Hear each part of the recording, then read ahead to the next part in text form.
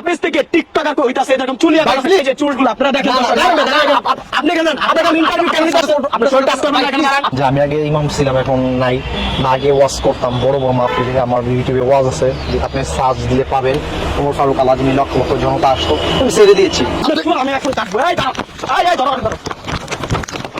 এই ভাই দাঁড়ান আচ্ছা আপনি এই যে চুল কালার করার আগে কি করতেন কি করতাম তখন এই ওয়াজ মাহফিল করতাম তখন মাদ্রাসায় চাকরি করতাম ছিলাম।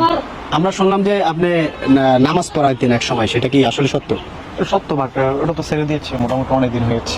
কেন ছাড়তেন আসলে, কি কারণে ছাড়তেন? ছেড়ে দিয়েছে আসলে ওইখানে অনেক কারণ আছে তো এত কথা আপনাকে এই মুহূর্তে বলা যাবে না, নেক্সট টাইম কখনো সুযোগ হলে বলবো। নেক্সট টাইম এখানে আমাকে না বলাটা আপনার বলবেন লোকে যে যারা ভিডিও দেখতেছে তাদেরকে, আমাকে আমার বলার প্রয়োজন না। আমি বলি আপনাকে, যেহেতু আপনি এক সময় মানুষকে নামাজ পড়াইতেন, আপনার পিছনে অনেক মানুষ নামাজ পড়ছে, নামাজ মানুষ কেন পড়ে? কেন পড়ে? আল্লাহর ভয়ে পড়ে, আল্লাহকে পাওয়ার জন্য। আল্লাহকে পাওয়ার জন্য পড়ে। কেউ নামাজ পড়ে না কিন্তু নামাজ শুরু করে নিজে হেদায়েত টানার জন্য। আপনাকে আপনার পিছনে যারা নামাজ পড়ছে, আপনাকে পিছনে জামাতে নামাজ পড়ছে, তারা কি বিশ্বাস করে নামাজ পড়ছে? আপনি একজন আলেম, একজন হুজুর, এই বিশ্বাস করে, অবশ্যই ওইটাই বিশ্বাস করে নামাজ পড়ে। এখন যারা নামাজ পড়ছে আপনার পিছনে, তারাতে আপনার এই পরিস্থিতি, যে অবস্থা দেখা, তারা তো অনেক সময় অনেক হুজুরের পিছনে নামাজ পড়া বাদ দিয়ে দেয়, সব হুজুর এরকম ফাউল টিকটকার, কিন্তু আসলে সবাই তো আপনার মতো না।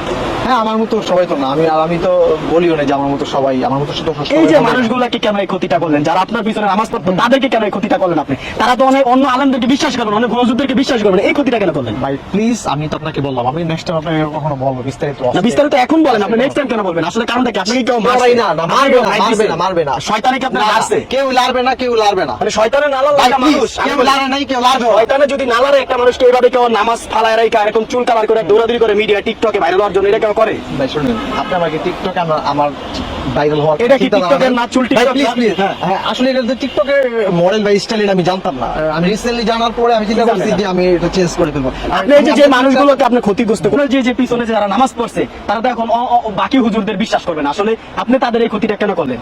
তাদের ইমান নষ্ট হয়ে গেছে, আপনার জন্য তাদের ইমান নষ্ট হয়ে গেছে। ভাই শুনেন প্লিজ, এটা আমার পার্সোনাল একটা বিষয় যে আমি আগে ইমাম ছিলাম এখন নাই, আগে ওয়াজ করতাম বড় বড় মাহফিলে, আমার ইউটিউবে ওয়াজ আছে, আপনি সার্চ দিলে পাবেন।